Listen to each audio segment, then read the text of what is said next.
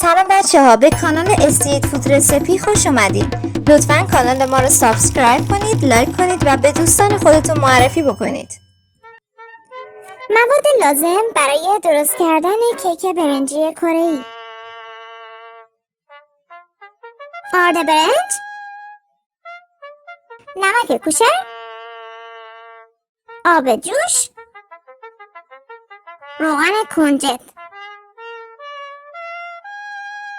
آرد برنج و نمک کوچر و آب جوش رو با هم دیگه توی کاسه ترکیب میکنیم. شبیه این عکسه میشه. رو این کاسه‌مون یه سیلیفون میکشیم، ولی باید یه قسمتش رو باز بذاریم و 2 دقیقه میذاریمش توی مایکروویو. بعد از مایکروویو درش میاریم و با قاشق چوبی یکم به همش میزنیم و دوباره رو سطحش سیلیفون میکشیم و 2 دقیقه میذاریمش داخل مایکروویو. مجددا از مایکروویو درش میاریم و روی سطحمون یکم روغن میریزیم. ترکیبی رو که آماده کردیم روی سطح چرب تخته میریزیم و حدود 5 دقیقه میکوبیمش. بعد شروع میکنیم ورزادنش و حتما برای ورزادنش باید دستمون رو با روغن کنجد چرب بکنیم. یکی اینکه عطر و طعمش خوب میشه، دوم اینکه کیک برنجیمون به هم دیگه نمیچسبن.